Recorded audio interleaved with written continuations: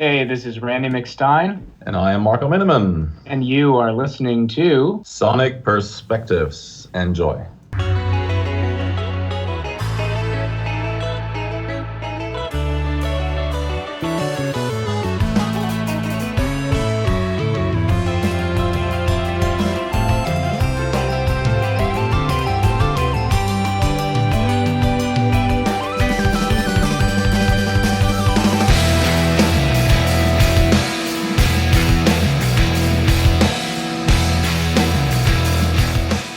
Hey everyone, welcome to Sonic Perspectives. This is Scott Medina, and today we get to talk with Randy McStine and Marco Minnemann with a new duo called McStine Minnemann. Hey you guys, welcome to Sonic Perspectives. Hello. Hey, thanks for having us. Yeah, so we're talking to both of you. It's right now. It's the beginning of May as we're speaking, so it's a couple months out before the album release date. But we wanted to get a sneak peek of what you've got coming, and so I'm sure people are going to want to know right off the bat, why you two decided to work together and how the album came about. Well, maybe Randy, you want to start? Yeah, sure. So Marco and I met during some preparation for live shows with the band In Continuum, and that was the fall of 2018. And we got to spend quite a bit of time together. It was just a week, but because we were in one location doing these rehearsals, and then we had a travel show to Chicago after that, we had a lot of time to just kind of hang out and talk about music. And we really found that we had a lot of common influences, in particular, outside of progressive rock. And that was a conversation that we would carry on well after that, through text messages. And, Marco and I would send pictures of vinyl record sleeves that we were listening to, and really got a sense of where we were coming from musically before we even talked about doing anything together. It was just kind of fun to chat music with somebody. And then from there, I had a song called Bottom Feeder Blues that I thought would be great to have Marco play on.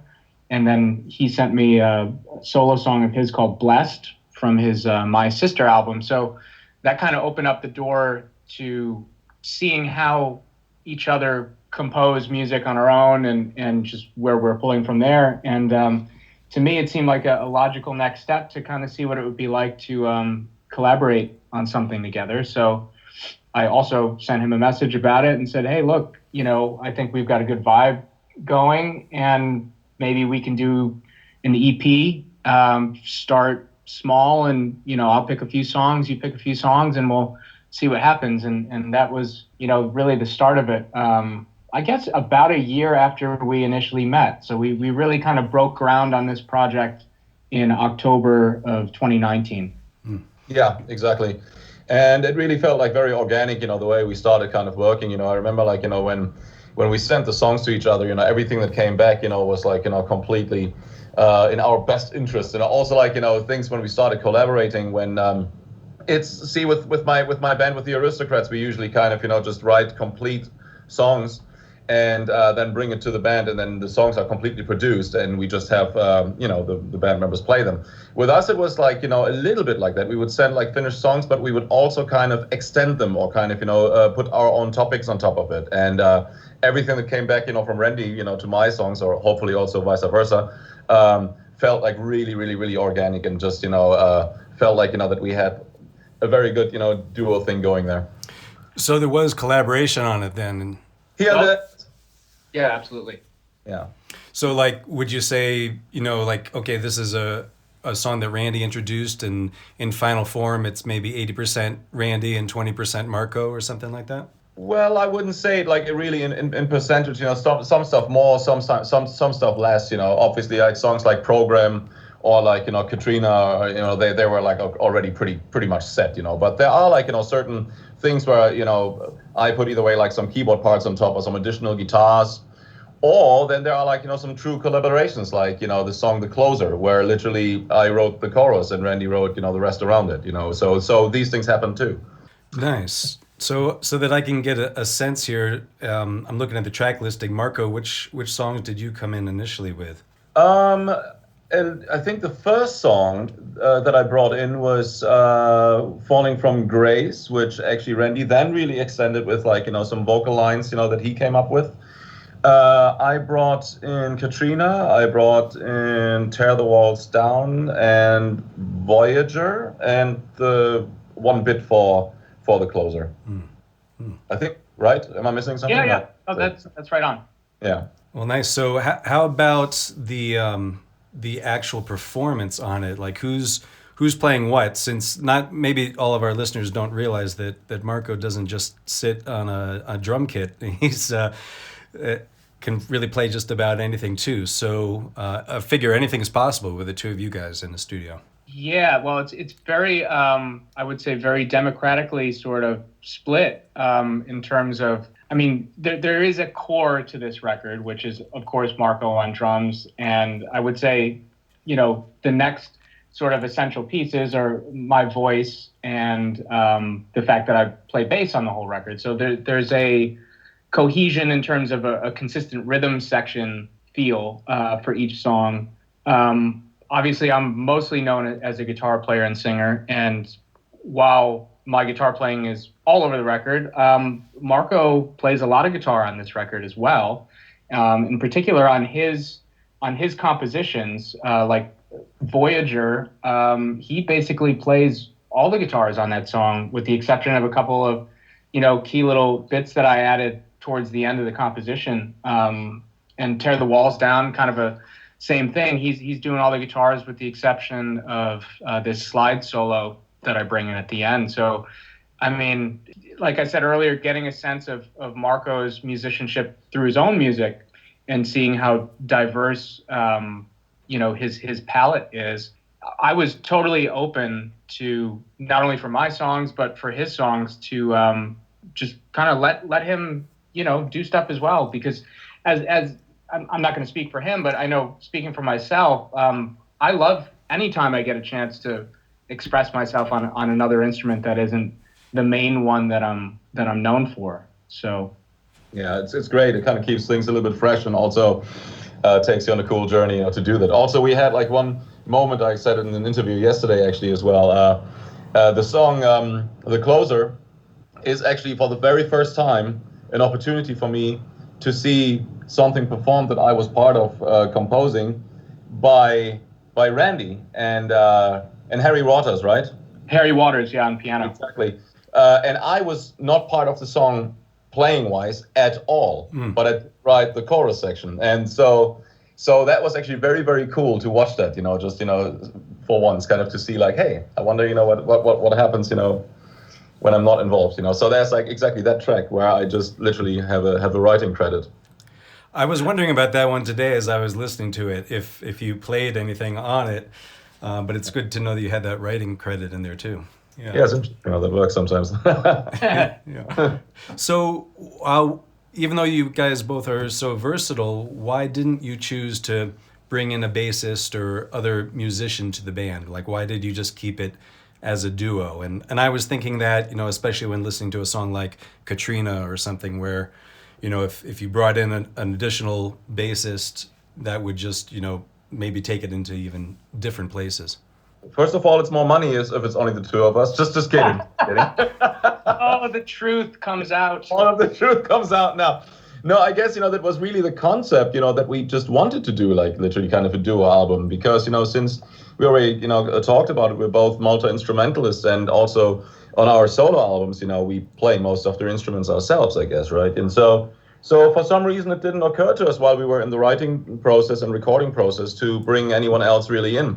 Obviously, that question will now arise when we kind of want to do live gigs, That is a different, sort of thing. But I guess it was just good for us to see how we would collaborate, just the two of us in the first place, just to kind of see where it's going. And it did go somewhere. So that was the nice thing. So, yeah, that was my take.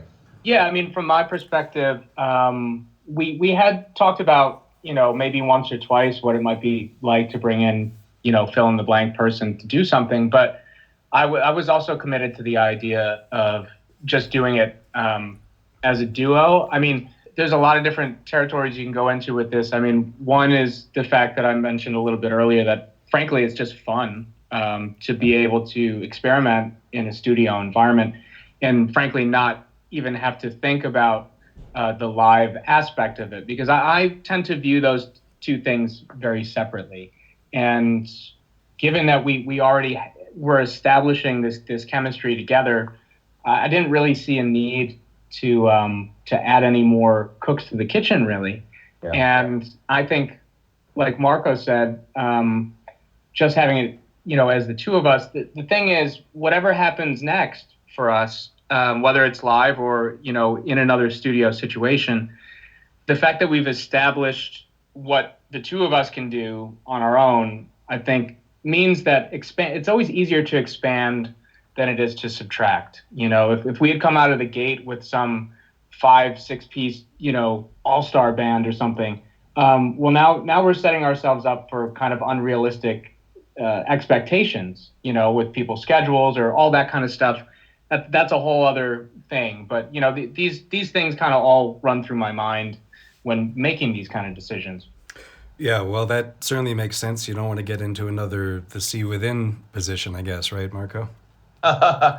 Well, the see within, that was very interesting. It was, I wouldn't say it was really a too many cooks in the kitchen thing, but you need sort of a hub, somebody who kind of, is the harbor, for it to, being controlled, or kind of, to get things out there. So, for example, when I did a thing with Tony Levin and Jordan Rudess, I did 2 albums, the Levin, Minnemann, Rudess albums. We really needed the guy from the record company to keep this whole thing together and keeping a logbook.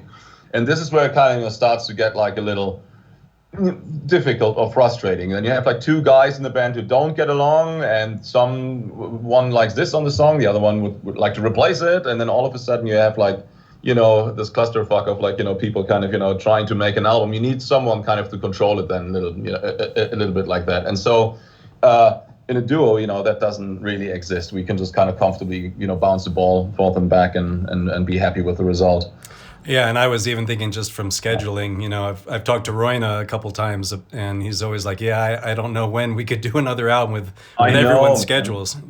Yeah, we just talked about this, in fact, just like not too long ago, and a few days ago, in fact. And Royna and I, we actually do think about like, maybe doing another album at some point, But so we're kind of planning on it, but it won't be until next year or maybe even 2022, because I would personally really like to focus on this release, what we're having here right now. Yeah. Because otherwise it's overwhelming for the audience, and it doesn't really make sense to confuse people. I think we have a good product out, and and so I kind of like to explore this territory.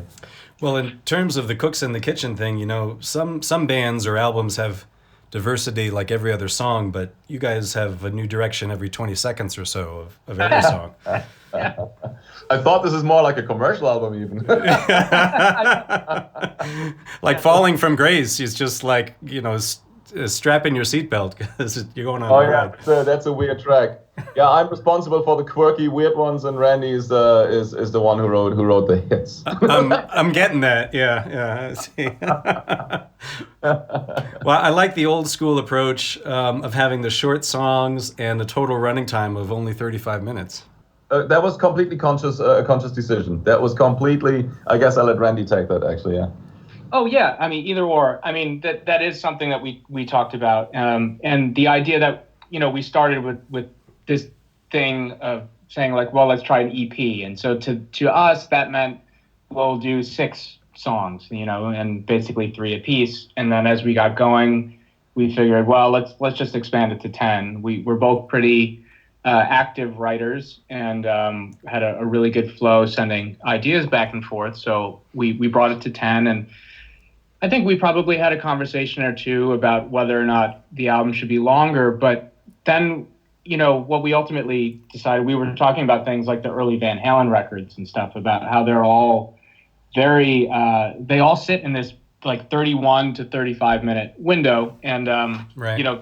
There's audio reasons for that, that we don't have to get into, but just as a concept, this idea of just, making a statement and kind of moving on, and, kind of a leave them wanting more type of thing. And I think to what you pointed out, Scott, like the songs are compact, but they are very dense musically speaking, and there's a lot of detail in the songs, and I didn't personally want to have it feel like fatiguing after a while. I feel like we said what we needed to say in that amount of time, and there's a lot to absorb, whether the thing is 35 minutes or 78 minutes. I definitely didn't want to just overwhelm people and have them get bored midway through. Mm-hmm.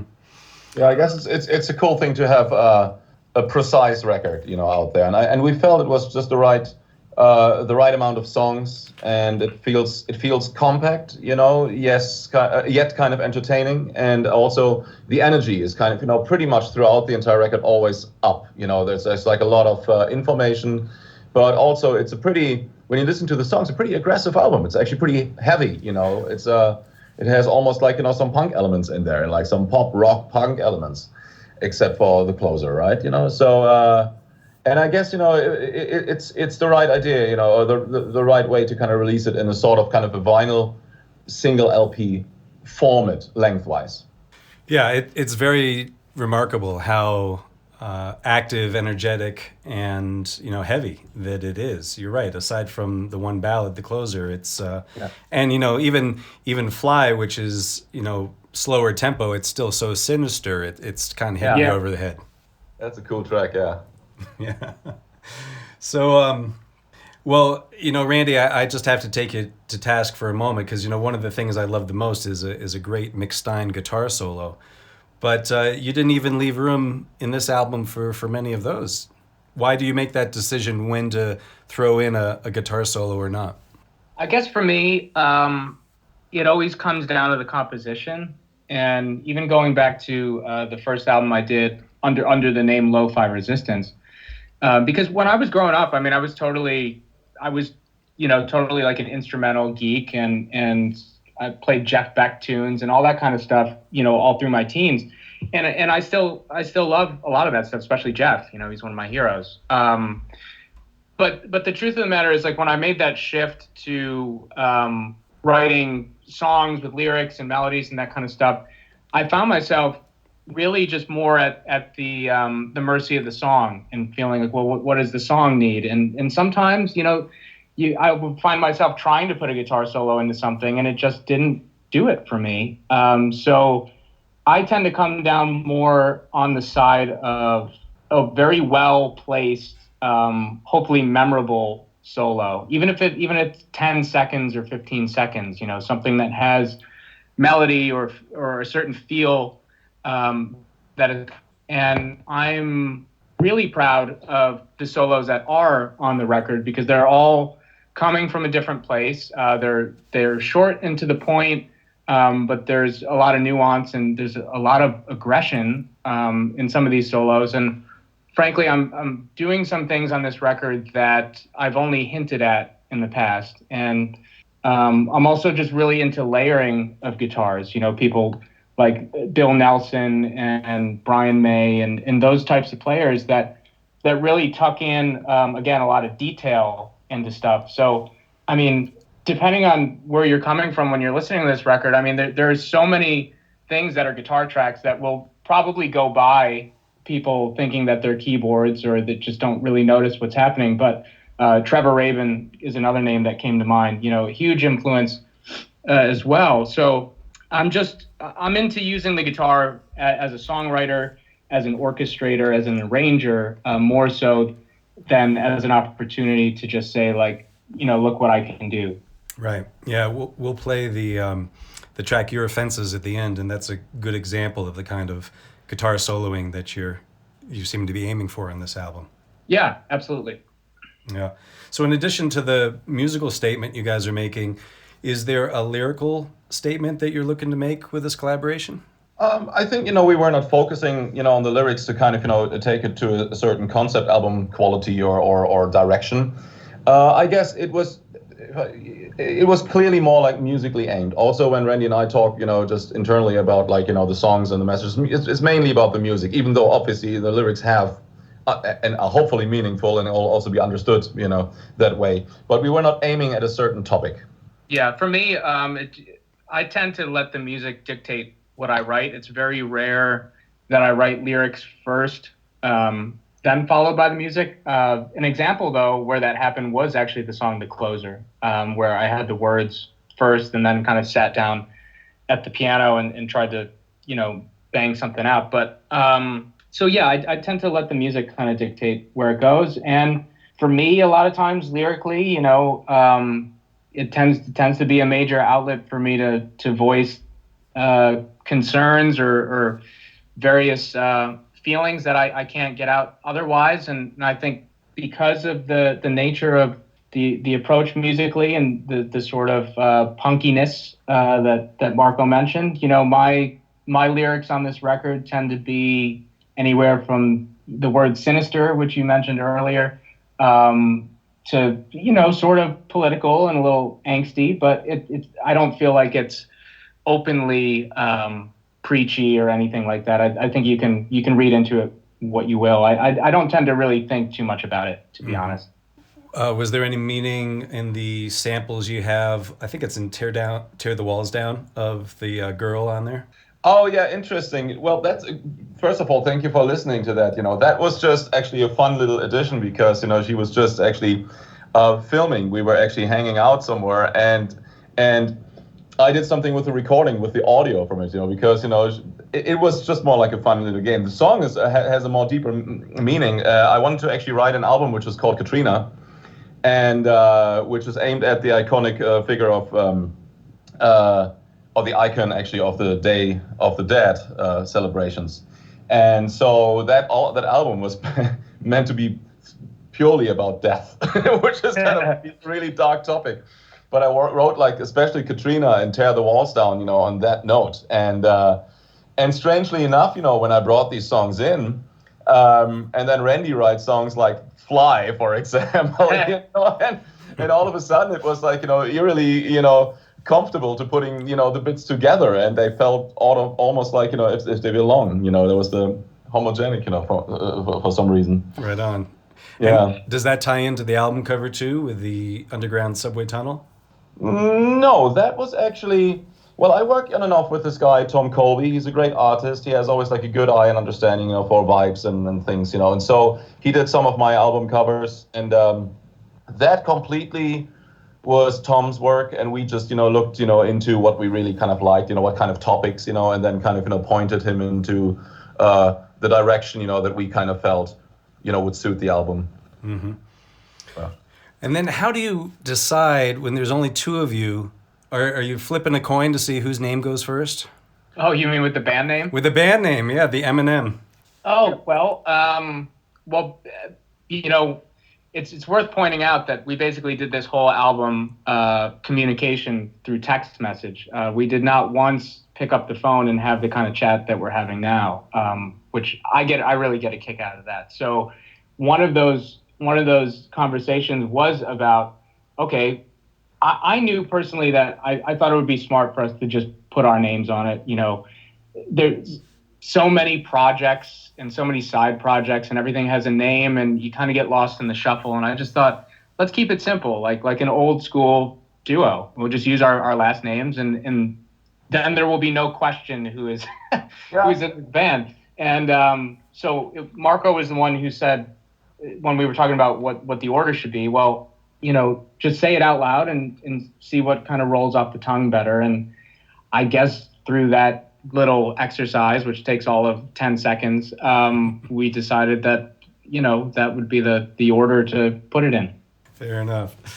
And are you guys looking at this as an ongoing collaboration, or are you just waiting to see how this first EP turned into an LP is received, and where future inspiration and scheduling comes from? Well, I guess I find it very comforting having obviously I write a lot of solo albums, and I'm the only writer then, and I have to make decisions, and with the Aristocrats it's almost a little bit like the same. You just write the songs, you bring them in, and then you kind of play them as a band.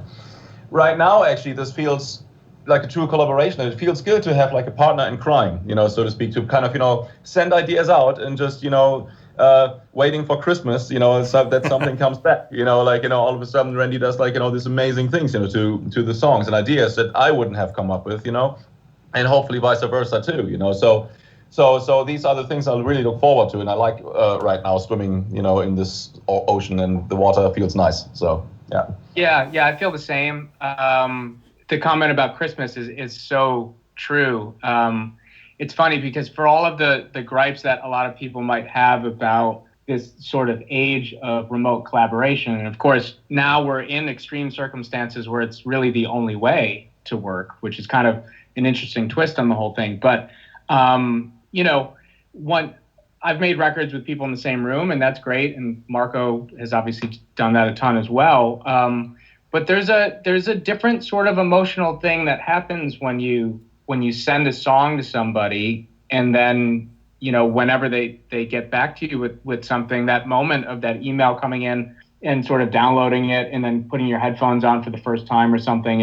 It is a very exciting and sort of intimate feeling, you know? And that was certainly something I felt all the way through this process. And even now, I mean, you're asking, what are we going to do next? I mean, we have a lot of ideas that we've already sent back and forth. We probably have another album there. It's really just a matter of, keeping this sort of fire going. And I think we're really on a similar wavelength when it comes to our productivity and excitement level. So to me, it absolutely makes sense to keep going.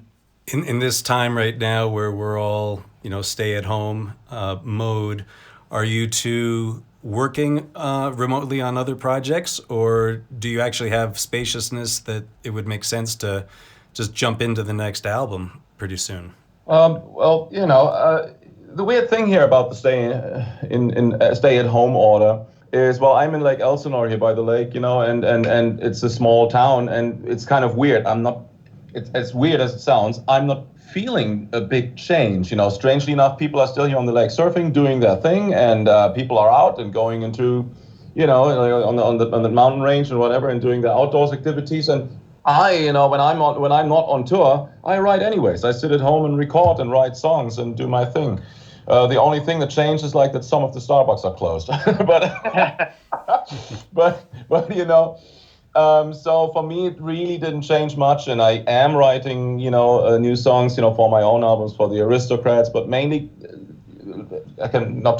meaning to sound repetitive, writing actually, for our new McStine and Minnemann album, for the next one already. I have another. I'm not done yet with this. You know what I mean? Mm-hmm. So I think we really enjoy exploring this. So that's what we're doing. Yeah. I wouldn't imagine that either of you cares, very much if this album is categorized as prog rock per se, but when it comes to the marketing side, is there a difference if you're being released by, a record label or along the channels that largely do prog rock and caters to that kind of an audience? Does that limit your exposure if it's considered prog rock, or does it give you at least a base audience?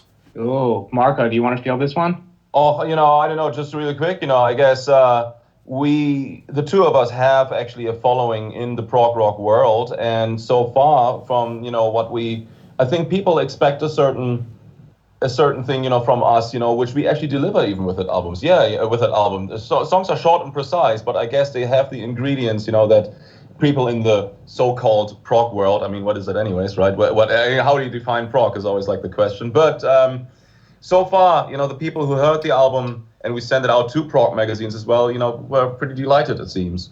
But also, I guess, this album opens doors to a whole kind of different category. I guess, people who would listen to Public Image Limited or Tegan and Sarah, or Yes, they can all find something actually in this album, I believe, So just putting it into the prog category, solely into the prog category would be probably a mistake. And I guess, also in our discography or the description of the album, different names can actually come and categories will come up. Yeah, it's it was never really a deliberate conversation. I should say even just the songs that we brought to the table, it's not like we really had a conversation and said we should do something that sounds like XYZ. It was more so just based on, the songs that I picked were kind of based on conversations that we had about bands that we like, artists that we like. so it felt like a comfortable space to pitch those ideas. And when it comes to the progressive thing, and I'll be saying this probably till the very end, but it's I know where my influences come from. I know where my heart lies in terms of that style of music. Genres to me are like paint colors to sort of throw around the canvas. I don't really see the need to deliberately set out to do something specifically quote unquote prog rock. It's something I've listened to since I was a kid. It will probably always be there in some way, sometimes obvious, sometimes not so obvious. But I do think it's, for me, just always been, I've been sort of hesitant to kind of plant that flag, because once you start throwing that word around, expectations go all over the place, and then you kind of end up in this position where you're trying to explain what that word means to you, and that happens endlessly on message boards every day. And I guess all I can say is, to me, it's the kind of record that anybody who enjoys progressive rock should find something that they can really relate to. And there's, it's like rock plus to me. And, I like to put everything under this kind of umbrella of rock. And then where does it go from there? It's kind of funny because when I played with Adrian Belew, we did the Adrian Belew Power Trio, and I was in the band, and he would always use this one line that Robert Fripp said when he was asked about his music in interviews. He says, like, well, Robert Fripp always says, like, we play intelligent rock. Yes. Oh, that's great. I like that. Yeah. I think it sounds a bit pompous then maybe. I don't know. I would, but still, there's something to it, isn't it? We put definitely kind of thought into it, but it's almost like, I think, the album we just put out, it has like almost like a Police Regatta de Blanc quality to it or something, really short, precise songs with like, some really cool elements in it, that are fun, and also for the musos. Mm-hmm. Yeah. So how do both of you decide where you're going to put your energy next? Whether it's time for an Aristocrats album, or to work with the Fringe again, or the Mute Gods, or In Continuum, or it's time to do a solo album. It's like, how do you even make that choice? Or is it just based on who queues up and gives you a call? A little bit like, I personally let it fall from the sky. I kind of think about, okay, well, obviously the Aristocrats, that's my band, and we have already a history and a discography and a following. So there is like, definitely an agenda. We kind of, do the whole thing where it has like, there's an album coming out, then we have like 1.5 to 2 years tour, and then it's time to get the next album out. And so that's kind of a religiously followed agenda pretty much, With what's happening here right now, we're just debuting our album, which is fantastic, but the vibes are amazing, and so I choose, like, personally what to prioritize and how much fun I have with the production and how fruitful it is. And so I'd like to concentrate on these things. And yeah, if the Mute Girls are coming along, that is kind of really an easy and fun production as well, because Nick Bex is just such a nice guy, one of my dearest friends. And when we work on these albums, it is just always very, very enjoyable. And that is not planned actually until, I guess, next year or something. We just had like an album out, I think in 2019, early 2019. But yeah, and then there's like the studio jobs, where somebody just sends you something and you make time and play it. And those productions, they don't really take necessarily very long. Like even like, the stuff with Steven Wilson, for example, those productions were done in 4 days or 5. And even though I have to say, not to make a big of a detour, Steven and I had a little bit of that feeling when we did actually the album, I forgot what they're called. Hang on, let me see. The Raven Refused to Sing and Hand Cannot Erase. That was a little bit of a vibe what Randy and I have, because we were the first ones sending tracks forth and back and adding ingredients.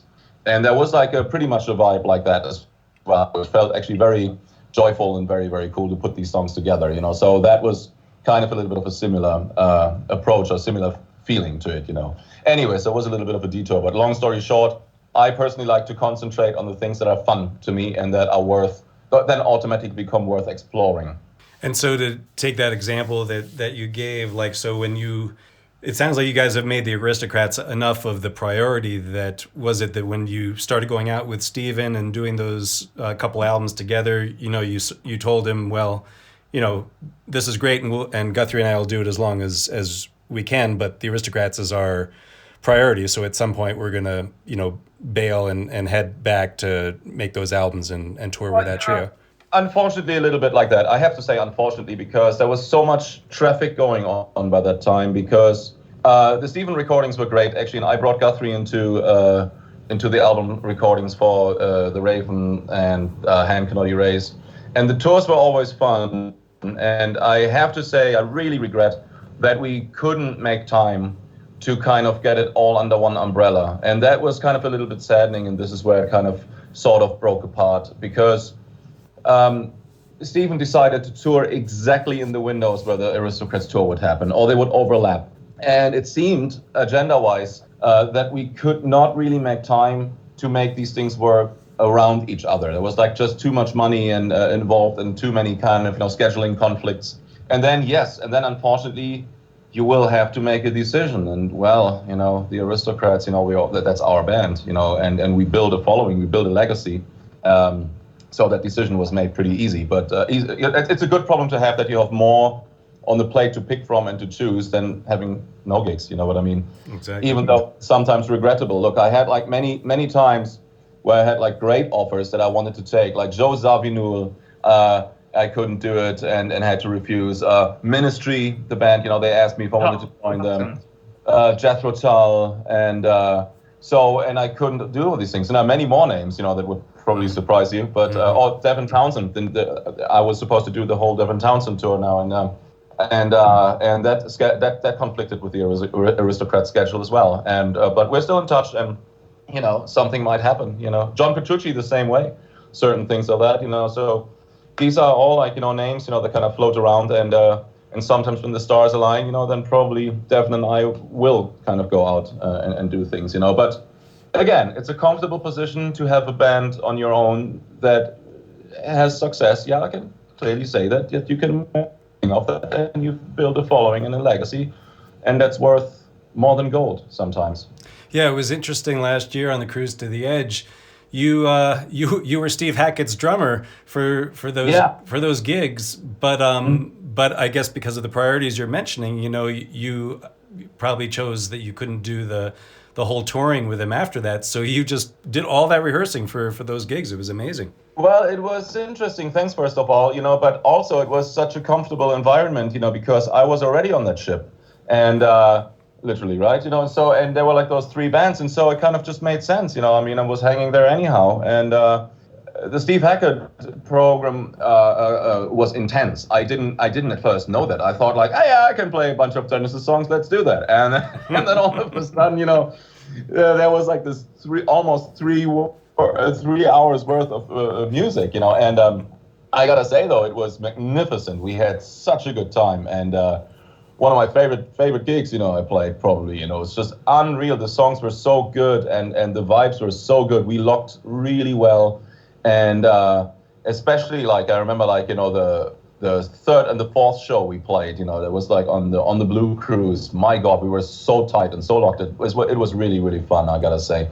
That was something I also would have loved to continue, But hey, that was exactly our album. What came out for the Aristocrats, and then we started the tour.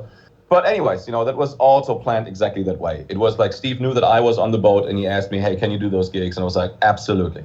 Well, hats off to you for doing all that rehearsal just for those shows, and I'm so grateful I was there. I mean, just getting to see you play the Shadow of the Hierophant was just amazing. Oh yeah, yeah. Thank you. Randy, how about you? How do you choose what's next up on your plate?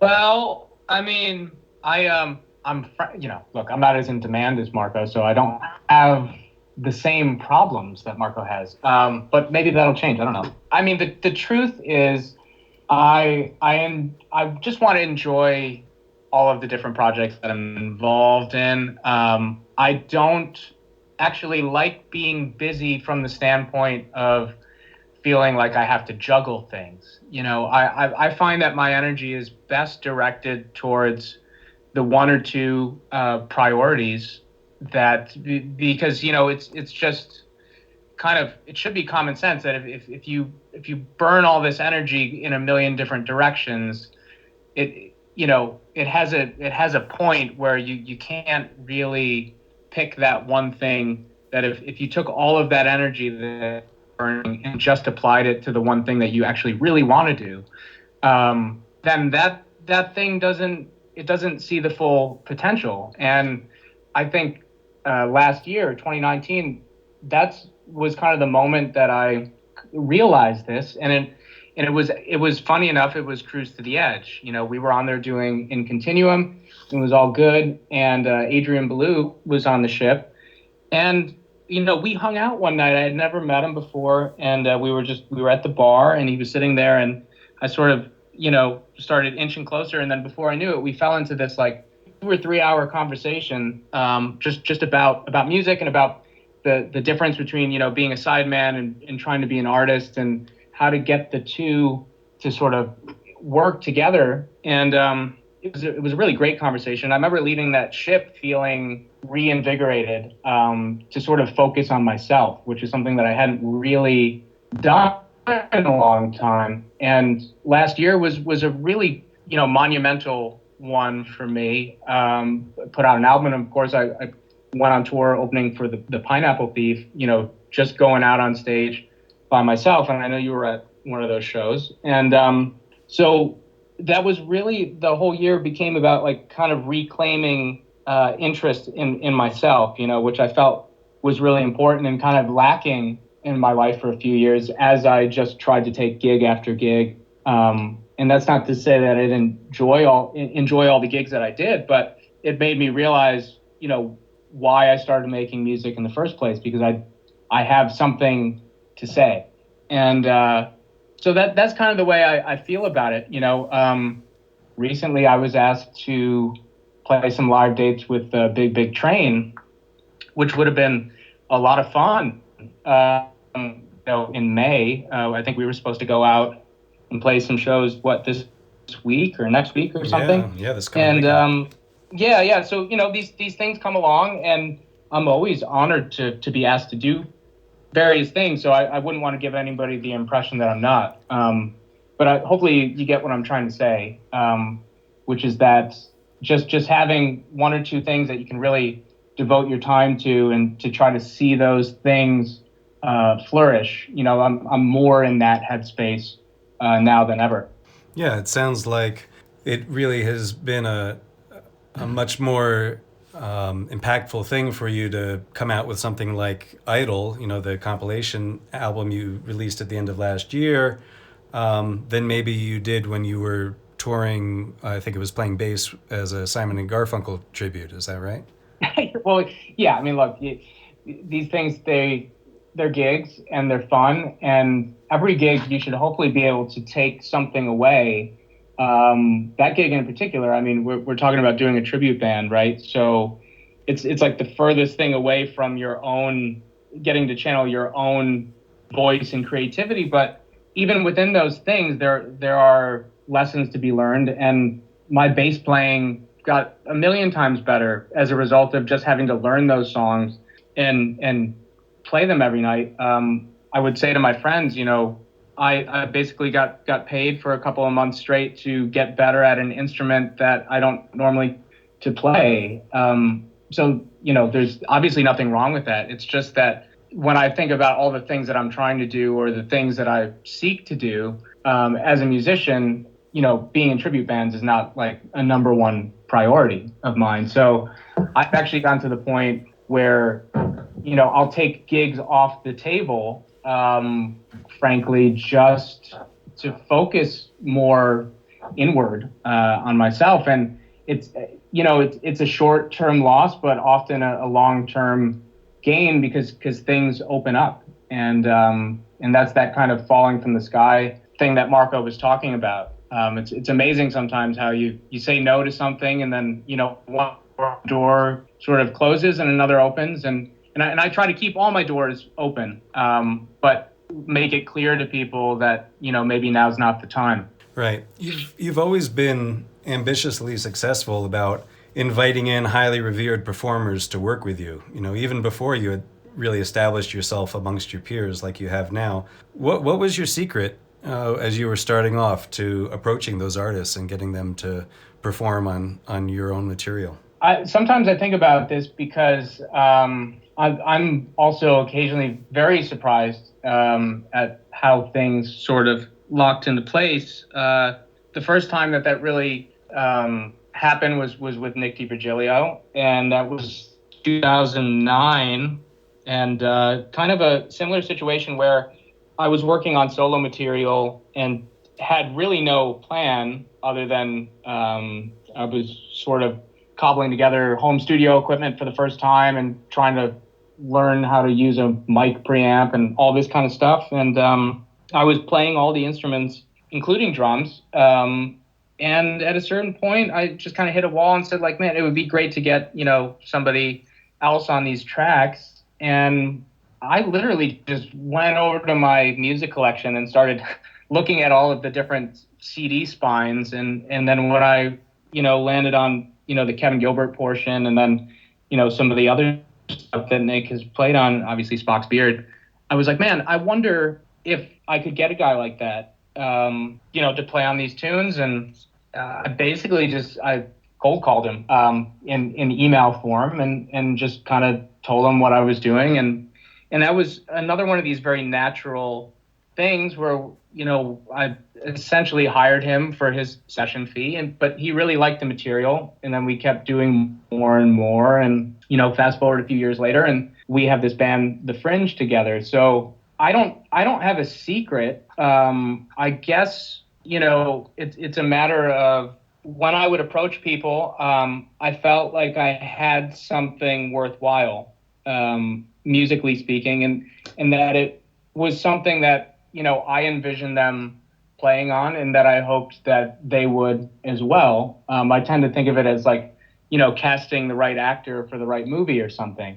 It's like, Tom Hanks played Forrest Gump, right? But you have to consider that there were probably 9 other actors on that sheet that could have been that character. And then the whole thing would be completely different, of course. So I feel like the last 10 years have kind of been like that for me. And it started out with me sort of knocking on people's doors and trying to, just make connections and make some music happen. It was always coming from a place of purity. It was never like a business decision, like, oh, if only I get so-and-so on my record, I'll be rich. It wasn't that kind of thing. It was just, these are musicians that I love listening to and watching, and I think they could contribute. And over time, that has kind of turned into a situation where, in the case of Nick, he's the one calling me to say, like, hey, can you play on my solo record? Like that, things just tend to come full circle. And I'm super grateful. It's been amazing. Yeah, it's interesting because Nick's solo album comes out within a week of your guys' album coming out now, and you've got quite a bit of input on his solo album, which is beautiful. So it's great to see. Any chances of The Fringe doing something in the upcoming year or so? I always like to think it's possible. The Fringe has been much more difficult to get us all on the same page, just in terms of like scheduling and approach, because the first album that we did was very organic. That was 3 guys in a room, basically cutting the whole thing in the studio, and it was great. Geographically speaking, it's not realistic. Nick is in Indiana, I'm in New York, and Jonas is in Austria. So I think so much time has passed, we have to kind of let that idea go unless something, radically shifts, or if we really book the time to go in and knock it out. But, the material, there's a lot of material in a folder on Dropbox. It's just kind of sitting there, and some of the stuff I kind of got tired of waiting and just kind of took it for myself. Speaking of Nick's album, the song "Where's the Passion" was something that we technically recorded as the Fringe with Jordan Rudess as a guest for a recording workshop that we did at a place where Nick works called Sweetwater. And, but he ended up taking it for his record because it fit. Obviously, he's doing a concept record, right? So yeah, I mean, look, we talk all the time. I love those guys. I think we made some cool music. And I think there's a lot of actually unrealized potential that we were just starting to tap into in live gigs that we didn't, even properly capture on the record. And perhaps when the time is right, we'll get it together. That's really where it is. Well, I'm happy that the time's right for the two of you now, and everyone should be excited to get this new album in their hands come the beginning of July. Marco, anything else you want to let us know about before we sign off? Very, very good question. No, I think, we covered pretty much most of the ground, and thank you so much, for doing this for us, for getting, the name out and the word out. I mean, so yeah, I hope, the people enjoy the records. I hope, that we kind of get a band together, maybe kind of, find actually a bass player, maybe a keyboardist who can also sing. And then we might actually bring the experience live towards you wonderful people. Yeah, so hard to know what's going to be happening with live music or when that's going to come around again. I know. But I have no doubt you guys will be ready to tear it up as soon as the go order is given. We're going to close with that track, Your Offenses. Anything you guys want to say about this one to cue it up? Well, it's a favorite of mine. I this was one of those songs that could have been something that could have worked for the Fringe in the sense that at its core, it is built around a kind of trio sound. And I think what Marco brought to the table really significantly enhanced, like all the songs on the record, what my original vision was, and took it into this kind of police-like territory with other things, of course. I remember talking about sending things back and forth and him getting inspired to put some guitar ideas down. And he sent me a mix back with these really cool acoustic 12-string guitars that he added to the bridge section right after the guitar solo and then through the outro. I just immediately lit up because I was like, man, he did exactly what I sort of had in my head to get to at some point, but just hadn't sat down to kind of work out the parts. That's in a way like when I really knew we're totally on the same page here with the kind of ideas that we're tossing back and forth. And I think it's that openness from both of us as songwriters to trust one another, to totally put their stamp on it and always add great things. And I think that's what really makes this collaboration special. Fully agreed. Nothing to add from my end there, yeah. Sweet. Well, thank you guys so much for taking the time to talk to us and give us a little peek into your world. And stay healthy, stay well, and I know you're going to stay creative, so I don't even need to say that. But we'll look forward to seeing you when we're able to, live in person. Awesome. Thanks for having us, and absolutely. See you soon somewhere on this planet. Yes. Thank you, Scott. Yeah. All right. Thanks, guys. Cheers. Cheers. Thank you. Thanks so much for tuning in, everybody. Hope you enjoyed this interview with Randy and Marco. Their new duo album, will be coming out the beginning of July, so be on the lookout for that. And also subscribe to Sonic Perspectives, to our YouTube channel. Join us on Facebook and Twitter so we can bring you the latest news and interviews and reviews that are coming up. Stay well, stay healthy, everybody.